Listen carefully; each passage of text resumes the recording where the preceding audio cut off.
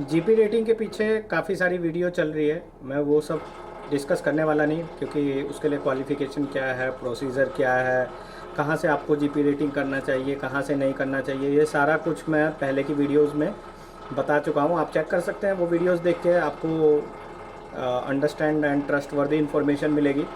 Because ये information एक GP rating वाला कैंडिडेट जो भी करने जाता है उसके लिए बहुत इंपॉर्टेंट है जीपी रेटिंग करने से पहले, क्योंकि काफ़ी लोग इधर उधर से करके शिकार हो जाते हैं। पर आज का जो हमारा मेनली टॉपिक है, एक जीपी रेटिंग करने के बाद लाइक जब वो ए बी बन जाता है या ओएस में, एक कॉन्ट्रैक्ट में कितना पैसा अर्न कर सकता है, तो ये वाला हम डिस्कस करेंगे इस वीडियो में। तो बने रहिएगा वीडियो में लास्ट तक। नमस्कार, मैं हूं अभिषेक मिश्रा और आप देख रहे हैं मेरा यूट्यूब चैनल सेलर एंकर।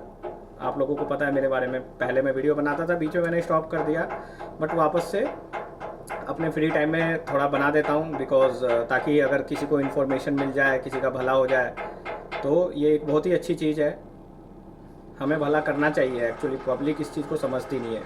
तो चलो विदाउट वेस्टिंग टाइम हम बात करते हैं जीपी रेटिंग में। अगर आप जीपी रेटिंग कर लेते हैं और आपके पास एक्सपीरियंस हो जाता है, आप ऑर्डिनरी सीमेन या फिर एबल सीमेन में ज्वाइन करते हैं, तो आप एक कॉन्ट्रैक्ट में कितना पैसा कमा सकते हैं।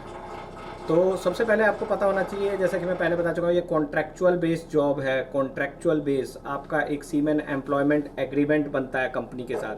सीमेन एम्प्लॉयमेंट एग्रीमेंट बनेगा कंपनी के साथ। आप उस एग्रीमेंट के हिसाब से आपको एक एग्रीमेंट मिलेगा, या तो आपका एग्रीमेंट 6 मंथ्स का होगा या फिर 9 मंथ्स का होगा। मोस्टली फॉरेन गोइंग कंपनीज क्या करती है, 9 मंथ्स का एग्रीमेंट देती है। तो 9 मंथ्स का एग्रीमेंट होता है। इस 9 मंथ्स में आपको जो है लाइक 9 मंथ्स का एग्रीमेंट में आपको साइन करना होगा। जो सीमेन एम्प्लॉयमेंट एग्रीमेंट है उसमें आपका पूरा वेजेस लिखा होगा और ओटी भी लिखा होगा, ओवर टाइम का रेट क्या है। तो ये सारा जोड़ के आप कितना अर्न कर सकते हैं ये मैं बताने वाला हूँ। तो मोस्टली जो एबल रेटिंग होते हैं, जो एबल बैकग्राउंड होते हैं, या ऑयलर्स होते हैं, फिटर होते हैं, बोसन होते हैं, मैं सबका एक ऑन एवरेज करके बता रहा हूँ, क्योंकि सबका अलग अलग बताऊँगा तो वीडियो काफ़ी लंबी हो जाएगी। थोड़ा थोड़ा आप बोसन का और फिटर का इसमें 1 लाख लास्ट में एक्स्ट्रा ऐड कर सकते हैं, 1 या 2 लाख, उतना ज़्यादा फ़र्क नहीं होता, बस इतना ही फ़र्क होगा। तो एक एबल सीमेन की सैलरी जो होती है $1500 होती है, करेक्ट।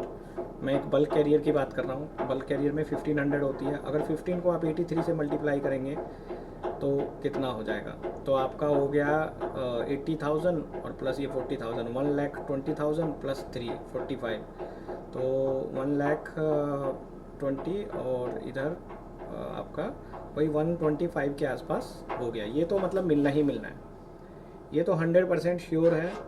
चाहे आपको ओटी मिले ना मिले या फिर होल्ड क्लीनिंग ना मिले, तो इतना आपको मिलना ही मिलना है। तो आप ऐड कर लीजिए 125 को स्ट्रेट अवे 9 से मल्टीप्लाई कर दीजिए, तो 9 लाख ये हो गया, और मोटा मोटी आपका 180 और प्लस ये, तो 12 लाख के आसपास, 11.5 टू 12 लाख एक कॉन्ट्रैक्ट में आप इतना मिनिमम कमा सकते हैं। इतना मतलब आपको मिलेगा ही मिलेगा कम से कम, अगर आप फॉरेन गोइंग शिप्स में सेल कर रहे हैं। तो मैं इंडियन शिप्स की बात नहीं कर रहा हूँ, जिनका फॉरेन गोइंग फ्लैग है उस शिप्स की बात कर रहा हूँ। अगर उसमें आप करेंगे तो ये मिलना ही मिलना। सॉरी, थोड़ी गर्मी बहुत है एक्चुअली। तो क्या होता है ना, मैं एसी बंद करता हूँ, फिर वो नॉइज़ आती है। मेरे पास ये नहीं है, माइक नहीं है, माइक लेके नहीं आया। माइक होता तो आवाज़ मेरी बहुत क्लियर आती। तो गर्मी की वजह से थोड़ा स्वेटिंग हो सकती है। तो इतना मिलना ही मिलना है। इसके अलावा एक ओटी नाम की चीज़ है, जो मैंने पहले बताया था, ओवर टाइम। एक तो फिक्स ओवर टाइम होता है जो कंपनी पे करती है, उसके अलावा अगर आपको 20 या 25 घंटा जो भी एक्स्ट्रा ओवर टाइम मिलता है, अगर आपका डॉलर रेट 5 है, सपोज दैट मैं एवरेज ले लेता हूँ, किसी का 5.2 होता है, किसी का 4.95 होता है, तो $100 ये हो गए। तो $100 और आप ऐड कर लीजिए, 9 मंथ्स में कितने हो गए, $900 हो गए। उसको 80 से मल्टीप्लाई कर दीजिए, 75 हो गए, तो 12,75,000 तो आपको अप्रोक्सीमेट मिलते ही मिलते हैं। इसके अलावा अगर मंथली एक होल्ड क्लीनिंग भी मिल जाती है, मतलब अगर आप बल्क कैरियर पे एक होल्ड क्लीनिंग भी मिल जाती है, तो उस होल्ड क्लीनिंग के कि कभी 300 मिलते हैं, कभी 500 मिलते हैं, डिपेंड करता है। तो हम मिनिमम लेके चलते हैं यहाँ पे, ज़्यादा नहीं लेंगे। 500 हम कम से कम लगा रहे हैं, ज़्यादा की तो बात ही नहीं कर रहे हैं, ज़्यादा तो और ज़्यादा ही बनेगा। तो अगर आप 400 भी लेते हैं सपोज दैट, तो 9 महीने का कॉन्ट्रैक्ट है, हर महीने एक होल्ड क्लीनिंग मिली जाती है, तो 3600 को अगेन आप 80 से मल्टीप्लाई करिए, तो ये 3 लाख के आसपास ये हो जाएगा। तो आपका 1275 प्लस 3 1575 के आसपास या 16 लाख के आसपास ऑन एवरेज कमा लेता है। एक प्लस माइनस 1 लाख इधर उधर कर सकते हैं।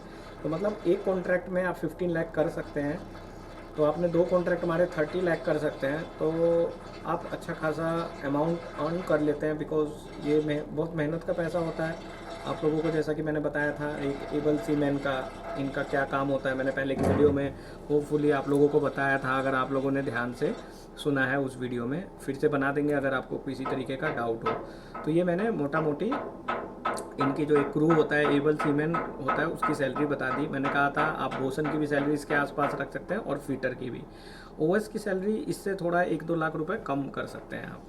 तो हमारा हिसाब किताब बन रहा था 16 लाख के आसपास का। तो ओएस 13 to 14 लाख एक कॉन्ट्रैक्ट में कमा लेता है, सेव कर लेता है। अब ये पैसा उसका बचता भी है, क्योंकि देखो यहाँ पे कोई खर्चा नहीं है। आपको खाना फ्री मिल रहा है, रहना फ्री मिल रहा है। हाँ, आप बाहर थोड़ा घूमने जाते हैं तो वो एक्सपेंसेस हो सकते हैं, वो आपके अपने पर्सनल एक्सपेंसेस हैं, वो तो हर जगह होते हैं।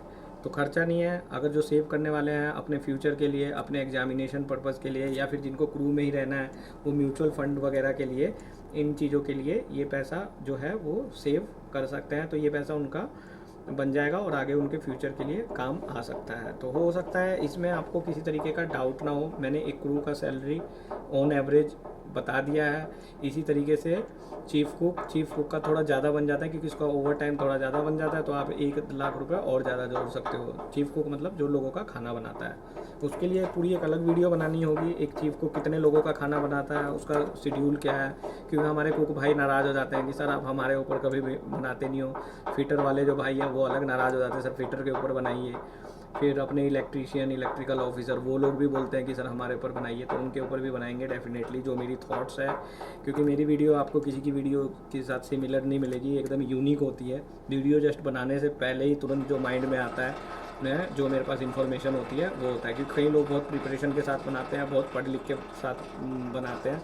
ना मैं एडिटिंग करता हूँ, ना इतनी इसके साथ बनाता हूँ। तो जस्ट ये इन्फॉर्मेशन देता हूँ। बाकी अगली एक वीडियो के ऊपर सोचते हैं, मतलब सोच के बनाना पड़ेगा कि जो क्रू से है वो सेकंड मेट उनके लिए कहाँ से देना सही रहेगा। ऑस्ट्रेलिया से सही रहेगा, यूएस से सही रहेगा, या इंडिया से सही रहेगा। तो ये वाला जो टॉपिक है ये नेक्स्ट वीडियो में बताऊंगा, क्योंकि इस वीडियो में ऑलरेडी अगर ज़्यादा लंबा बना दूंगा तो कोई फ़ायदा नहीं, क्योंकि फिर देखोगे नहीं। और एक और बहुत इंपॉर्टेंट जो कि मैं बार बार बोलता हूँ, जब आप क्रू बैकग्राउंड से या जीपी बैकग्राउंड से ज्वाइन करते हैं तो प्लीज़ सेफ्टी का बहुत ध्यान रखिए, क्योंकि बहुत सारे इंसिडेंट शिप पे हो जाते हैं जो अनसेफ के कारण होते हैं। नाउअडेज़ कंपनी आपको सारा पीपीई देती है, हर कुछ प्रोवाइड कराती है, सेफ्टी गियर्स पूरा देती है, जिसमें बॉयलर सूट इंक्लूड होता है, हेलमेट इंक्लूड होता है, ग्लव्स इंक्लूड होते हैं, विंटर गियर्स इंक्लूड होते हैं, क्लोथ्स इंक्लूड होते हैं। तो इन सब चीज़ों का ध्यान रखना है। तो इन सब के ऊपर बाद में बनाएंगे। होपफुली वीडियो आपको अच्छी लगेगी। मिलते हैं फिर नेक्स्ट वीडियो के लिए, तब तक के लिए bye, goodbye, take care.